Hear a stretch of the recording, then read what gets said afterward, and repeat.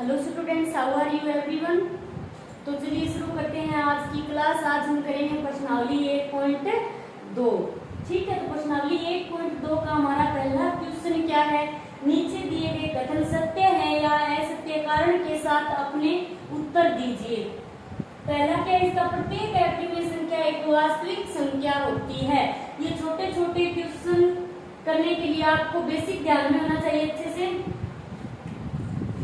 यानी प्रिमेय संख्या कौन सी होती है, प्रिमेय संख्या कौन सी होती है, वास्तविक संख्या कौन सी होती है। यदि आपका बेसिक स्ट्रॉन्ग नहीं होगा तो आप ये छोटे छोटे 2-3 नंबर के क्वेश्चन नहीं कर पाओगे। ओके, प्रत्येक अप्रिमेय संख्या एक वास्तविक संख्या होती है। तो वास्तविक संख्या क्या होती है, वास्तविक संख्या प्रिमेय व अप्रिमेय संख्याओं से मिलकर बनती है। ठीक है, ये प्रिमेय संख्या है और ये अप्रिमेय संख्या है। वास्तविक संख्या क्या होती है, प्रिमेय व अप्रिमेय संख्याओं से मिलकर बनती है वास्तविक संख्या। तो अब क्या है हमारा क्वेश्चन, प्रत्येक अप्रिमेय संख्या, प्रत्येक अप्रिमेय संख्या एक वास्तविक संख्या होती है। ये कथन क्या होगा, सत्य होगा, क्योंकि प्रत्येक अप्रिमेय संख्या वास्तविक संख्या में मौजूद होती है। ओके, यानी वास्तविक संख्या कौन सी होती है, वास्तविक संख्या में तो प्रिमेय भी होगी और अप्रिमेय भी होगी। वास्तविक संख्या में प्रिमेय और अप्रिमेय दोनों संख्याएं होती है। तो ये कथन सत्य होगा, क्योंकि प्रत्येक अप्रिमेय संख्या वास्तविक संख्या में होती है। तो ये कथन क्या है हमारा, सत्य है। कारण के साथ उत्तर देना है, क्योंकि वास्तविक संख्या में प्रिमेय व अप्रिमेय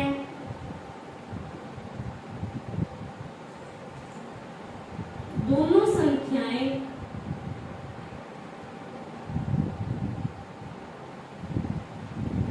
होती है। ठीक है, ये हो गया हमारा पहला।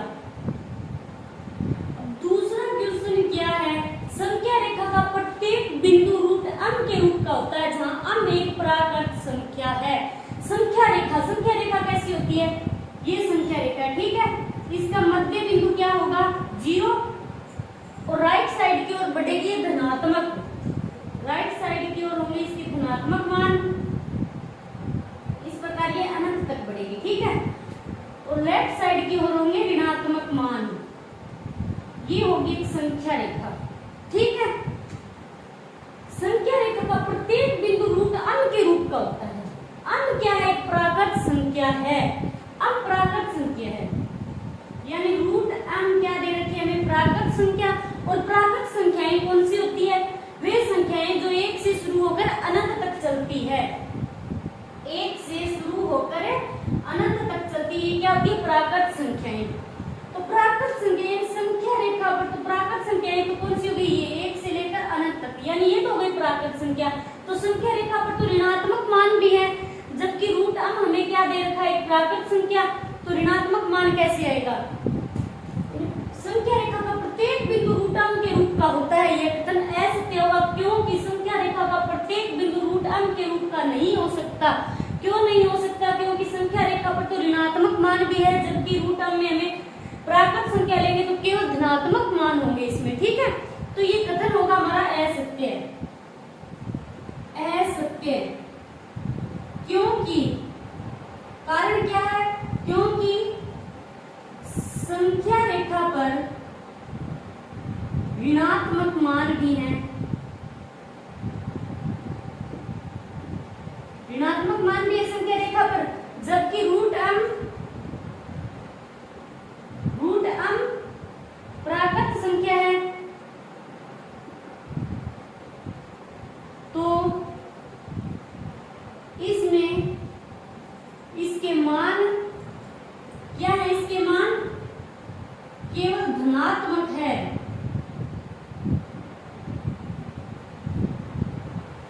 धनात्मक है। अब हम रूट जैसे अम की जगह हम प्राकृत संख्या का मान रखते हैं। ठीक है, ये रूट अम है, इसकी जगह 1 रख दिया तो इसका मान क्या होगा, 1 ही आएगा। अब 2 रख दिया तो कितना आएगा, 1.414। तो ये मान क्या है, धनात्मक है, यानी ऋणात्मक मान हमें ऋणात्मक मान नहीं मिलेगा, जबकि संख्या रेखा पर ऋणात्मक मान भी है। ठीक है, इसलिए ये कथन क्या होगा, असत्य होगा। तीसरा क्या है, प्रत्येक वास्तविक संख्या एक अप्रिमेय संख्या होती है। प्रत्येक वास्तविक संख्या, ये इसका अपोजिट दे रखा है पहले क्वेश्चन का। प्रत्येक वास्तविक संख्या क्या होती है, प्रत्येक वास्तविक संख्या एक अप्रिमेय संख्या होती है, यानी प्रत्येक वास्तविक संख्या एक अप्रिमेय संख्या होती है। यानी वास्तविक संख्या अप्रिमेय संख्या में हमें मिल सकती है क्या, नहीं मिलेगी। तो ये कथन क्या होगा, असत्य होगा। प्रत्येक वास्तविक संख्या अप्रिमेय संख्या नहीं हो सकती, जबकि प्रत्येक अप्रिमेय संख्या वास्तविक संख्या जरूर हो सकती है। ये कथन होगा हमारा असत्य, क्योंकि वास्तविक संख्या तो अप्रिमेय और अप्रिमेय दोनों संख्याओं से मिलकर बनती है, तो केवल अप्रिमेय में कैसे मिलेगी, क्योंकि वास्तविक संख्या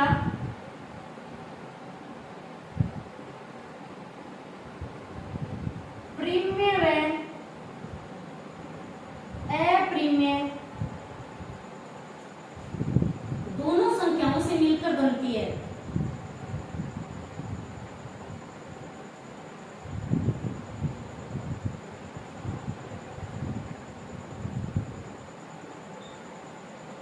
ठीक है, तो ये क्या होगा, कथन असत्य होगा। दूसरा क्वेश्चन क्या है, क्या सभी धनात्मक पूर्णांकों के वर्गमूल अप्रिमेय होते हैं, यदि नहीं तो एक ऐसी संख्या के वर्गमूल का उदाहरण दीजिए जो एक प्रिमेय संख्या है। क्या कह रहा है ये क्वेश्चन है, क्या सभी धनात्मक पूर्णांक कौन से होते हैं, प्राकृत संख्या होती है धनात्मक पूर्णांक। जब हम प्राकृत संख्या धनात्मक पूर्णांक के वर्गमूल करके मान निकालेंगे तो हमें पता चलेगा कि सभी वर्गमूल के सभी मान अप्रिमेय संख्या होती है या प्रिमेय संख्या। ठीक है, क्या सभी धनात्मक पूर्णांकों के वर्गमूल अप्रिमेय होते हैं, यदि नहीं तो इसका आंसर क्या होगा, नहीं। क्यों नहीं होते, तो हम देखते हैं धनात्मक पूर्णांक कौन से होते हैं। धनात्मक पूर्णांक एक प्राकृत संख्या होती है जो एक से शुरू होती है और अनंत तक चलती है। ये सभी मान क्या होते हैं, धनात्मक होते हैं। तो सबसे पहले धनात्मक पूर्णांक एक है, तो इसका वर्गमूल करेंगे तो मान कितना आएगा, 1 और फिर है √2, तो इसका कितना आएगा 1.414, यानी ये क्या है, एक प्रिमेय संख्या है। और √2 का मान क्या है, एक अप्रिमेय संख्या है। और फिर हम निकालते हैं √4, तो इसका मान क्या होगा, 2, ये क्या है, एक प्रिमेय संख्या है। अब हम कह सकते हैं कि सभी धनात्मक पूर्णांकों के वर्गमूल अप्रिमेय होते हैं, यानी अप्रिमेय नहीं, सभी धनात्मक पूर्णांकों के मान प्रिमेय व अप्रिमेय दोनों होते हैं। ठीक है, क्योंकि कारण क्या है इसका, क्योंकि धनात्मक पूर्णांकों के वर्गमूल के मान प्रिमेय संख्या भी मिल रही है, अप्रिमेय भी है, के मान प्रिमेय व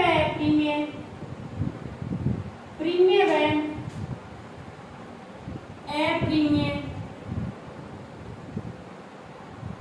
दोनों ही होते हैं।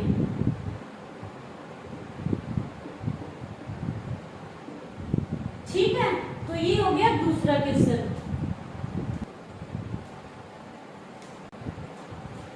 अब तीसरा क्वेश्चन क्या है, दिखाइए कि संख्या रेखा पर √5 को किस प्रकार निरूपित किया जा सकता है। यानी हमें संख्या रेखा पर √5 को निरूपित करना है, तो कैसे करेंगे, इसके लिए हमें एक समकोण त्रिभुज का सहारा लेना होगा। तो ये बना लेती हूँ मैं यहाँ पर समकोण त्रिभुज। समकोण त्रिभुज कौन सा होता है, जिसका एक कोण है 90 डिग्री का हो। ठीक है, ये है एक समकोण त्रिभुज। ये कोण क्या है, 90 डिग्री का। ये क्या समकोण त्रिभुज, समकोण त्रिभुज कौन सा होता है, जिसका एक कोण 90 डिग्री का हो। ये 90 डिग्री का जो कोण होता है उसकी सम्मुख भुजा होती है, वो क्या होती है, कर्ण। ठीक है, ये आधार होती है और ये क्या है, लंब। A B C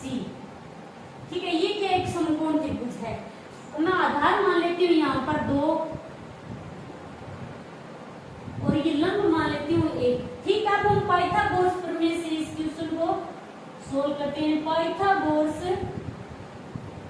प्रमेय।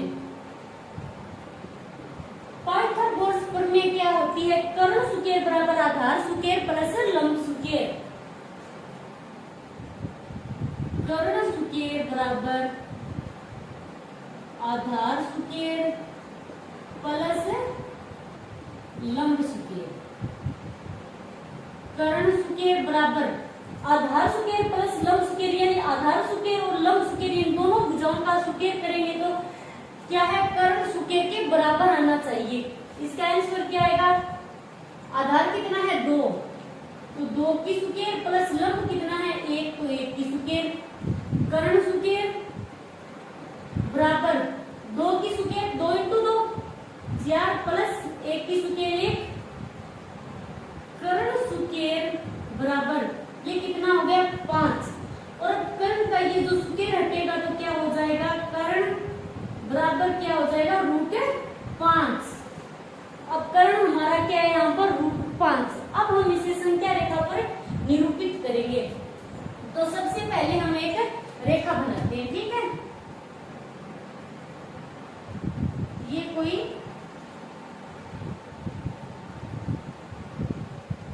हमने कोई संख्या रेखा खींच ली, ठीक? ये इसका 0 यानी मध्य बिंदु है इसका। ये 1 इकाई 2 3 4 और 5 ये धनात्मक की ओर बढ़ रही है। इधर ऋणात्मक मान होंगे तो हमें कौन से लेने? धनात्मक मान लेने। अब हमें संख्या रेखा पर √5 को निरूपित करना है। तो आधार हमने कितना माना? 2। तो ये क्या है?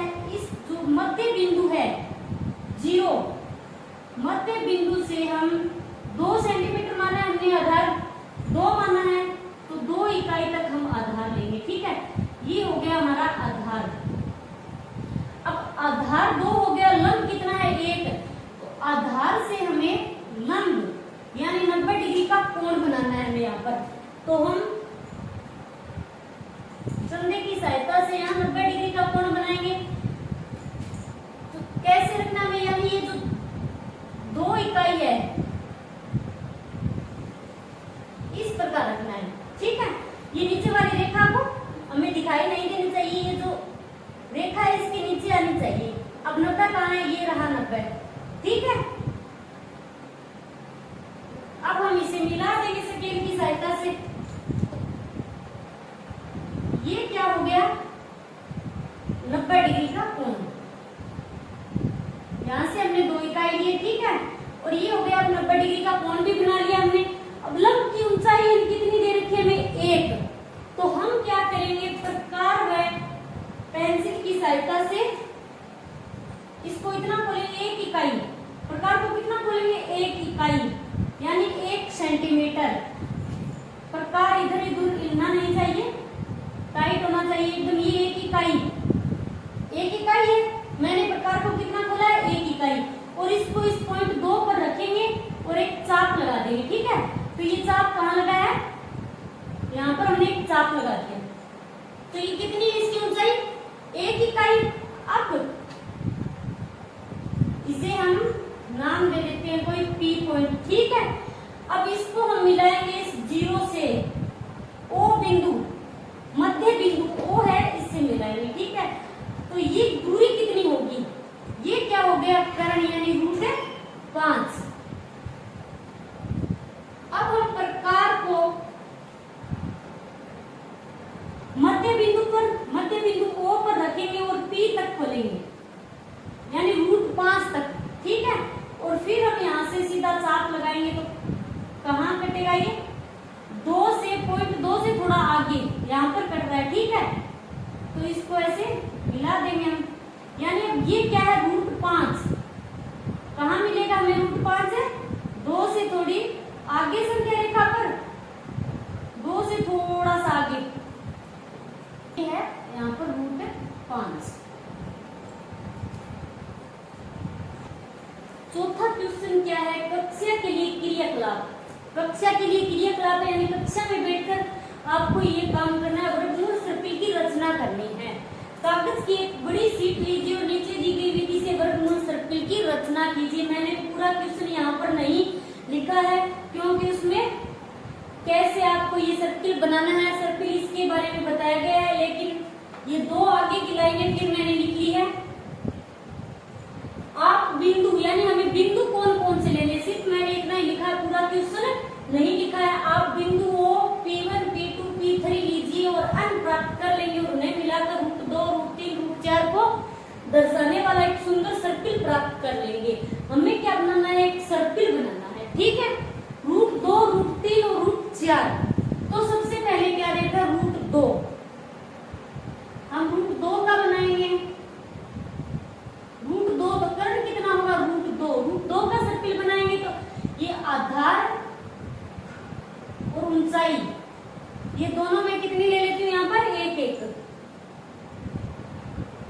ये O बिंदु है, क्या देखा आप, बिंदु O, ठीक है। ये O बिंदु ले लिया हमने और ये P1 है, O फिर P1।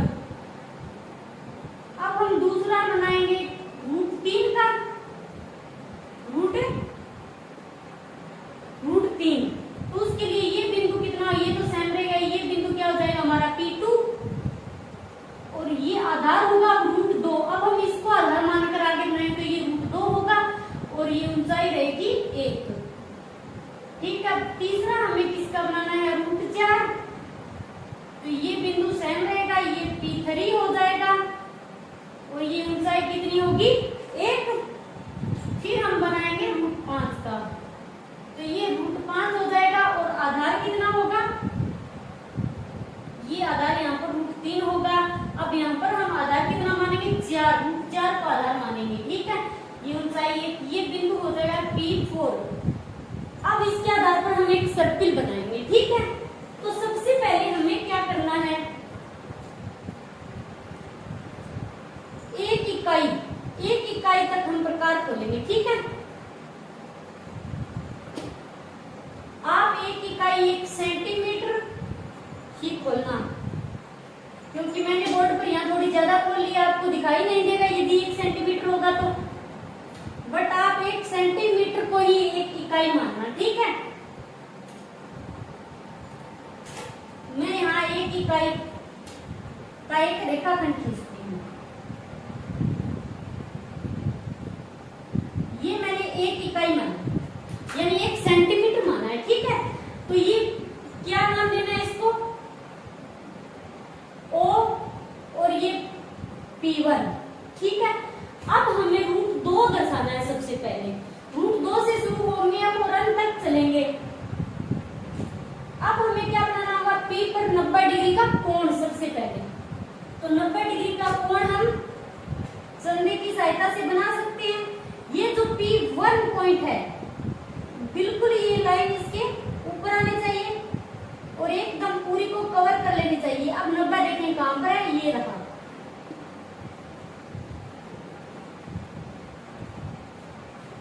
ये हो गया 90 डिग्री का कोण।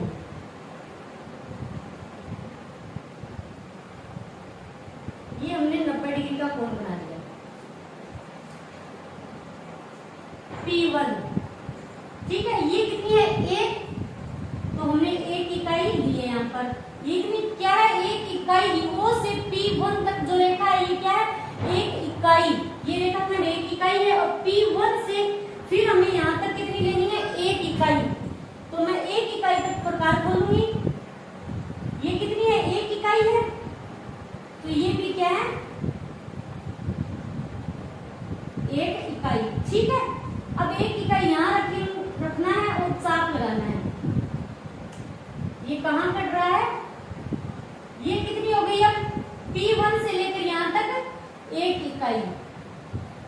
अब हम O बिंदु और ये बिंदु हम लेंगे P2। अब हम P2 को आधार मानेंगे। अब O और P2 को हम मिला देंगे। अब बिंदु O से लेकर P2 तक की जो दूरी है वो क्या होगी, √2, ठीक है। ये हमने √2 को दर्शा दिया। अब हम क्या लेंगे, √3। तो √3 को लेंगे तो आधार कितना मानेंगे हम, √2, यानी P2 से 0 तक √2। तो आधार हम किसको मानेंगे, 0 और P2, इसको आधार मानेंगे हम।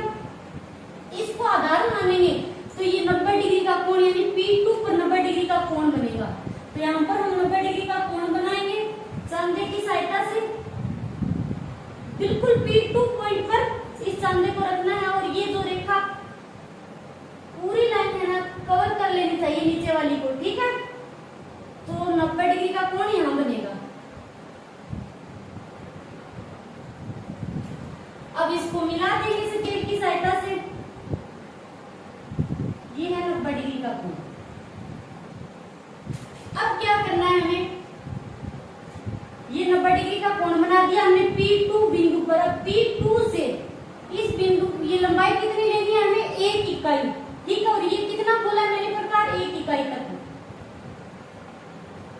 ये प्रकार कितना है, 1 इकाई।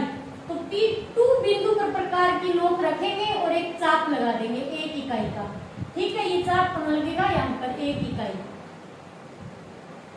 अब ये जो चाप लगा है ये बिंदु कौन सा हो जाएगा, P3।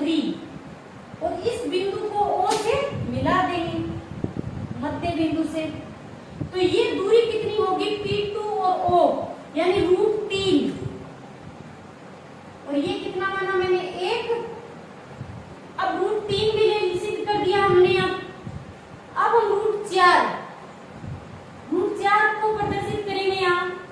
तो आधार कितना मानेंगे, √3, यानी √3 और O बिंदु से P3, ये जो रेखाखंड है इसको √3 को तो हम आधार मानेंगे, और ये रेखाखंड है इस पर P3 पर हम 90 डिग्री का कोण बनाएंगे। P3 पर हमें क्या करना है, 90 डिग्री का कोण बनाना है। तो इस पॉइंट पर रखेंगे और ये हो गया 90 डिग्री का कोण। अब इसको मिला देंगे स्केल की सहायता से, तो ये 90 डिग्री का कोण बना लिया। अब 90 डिग्री का कोण यानी P3 पॉइंट पर हमने क्या किया, 90 डिग्री का P3 बिंदु पर 90 डिग्री का कोण बनाया है। और P3 से ये ऊंचाई कितनी है, लंब 1 इकाई। तो ये प्रकार की नोक मैंने कितना बोला है, प्रकार को 1 इकाई, ठीक है। तो इस प्रकार की नोक P3 पॉइंट पर रखेंगे और एक इकाई का चाप लगा देंगे। तो ये लगा यहाँ पर 1 इकाई का चाप। अब ये बिंदु कौन सा हो गया, P4। अब P4 और ये जो मध्य बिंदु वो है इसको हम मिला देंगे स्केल की सहायता से। अब ये हमने कितनी ली है, 1 इकाई, 1 इकाई ली है। तो ये दूरी कितनी हो गई है, √4, ठीक है। √4 को भी हमने, अब हम बनाएंगे √5 का। अब √5 को हम प्रदर्शित करेंगे तो सर्पिल बनाएंगे, तो कैसे बनाएंगे, इसका आधार हम क्या लेंगे, √4 को आधार लेंगे। यानी ये जो O से लेकर P4 तक ये जो दूरी है इसको हम आधार मानेंगे। और P4 ये जो बिंदु है इस पर हम क्या करेंगे, 90 डिग्री का कोण बनाएंगे। यहाँ पर बनाएंगे हम 90 डिग्री का कोण। तो ये जो रेखा है इस प्रकार हम रखेंगे संदेह को। ये 90 डिग्री कहां पर है, ये रहा। तो इसको हम मिला देंगे स्केल की सहायता से। ये क्या बना यहाँ पर, 90 डिग्री का कोण।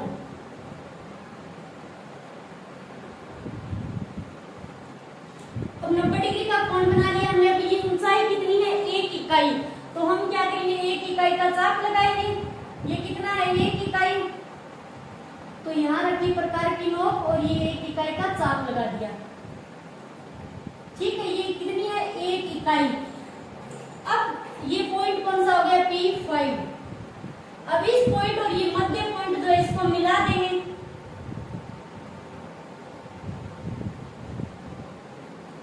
अब मध्य बिंदु से ये जो P5 तक की दूरी है ये क्या हो गई, √5, ठीक है। तो ये बन गया हमारा एक सर्पिल। इस प्रकार हम अनंत तक इसे, यानी अंत तक हम प्राप्त कर सकते हैं, यानी √3, √4, √5, √6, √7, ठीक है। तो ये बन गया हमारा सर्पिल। ये क्या बनाया हमने, यहाँ पर लिख देते हैं, ये वर्गमूल